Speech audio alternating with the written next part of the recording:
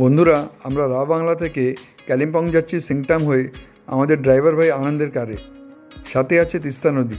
কি সুন্দর ভিউ।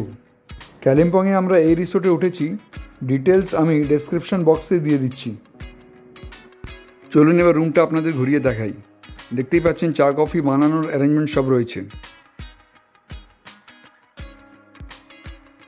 রুমটি খুবই সুন্দর, কিং সাইজ বেড, সামনে জানলার পাশে sofa table.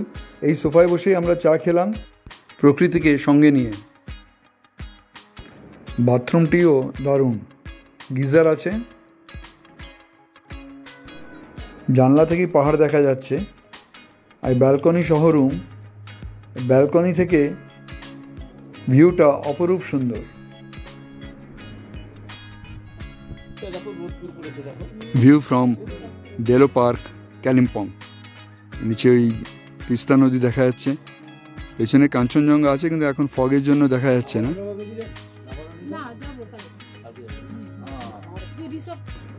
দালাপচাঁদ village, cleanest village of Kalimpong.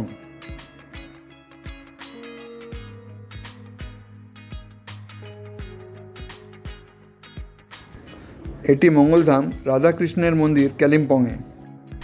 Cactus garden Kalimpong, এটি এশিয়ার সবচেয়ে বড় ক্যাকটাস হাব।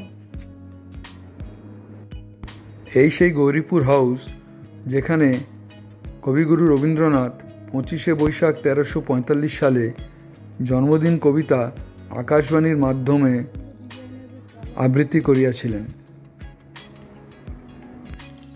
এখন এই ভবনটির রেনোভেশন চলছে।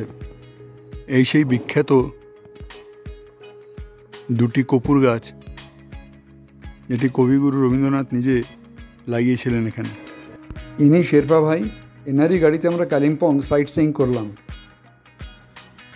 পরের দিন সকাল 6টায়। কি অপূর্ব দৃশ্য কালিম্পংয়ে, মেঘে ঢাকা পাহাড়।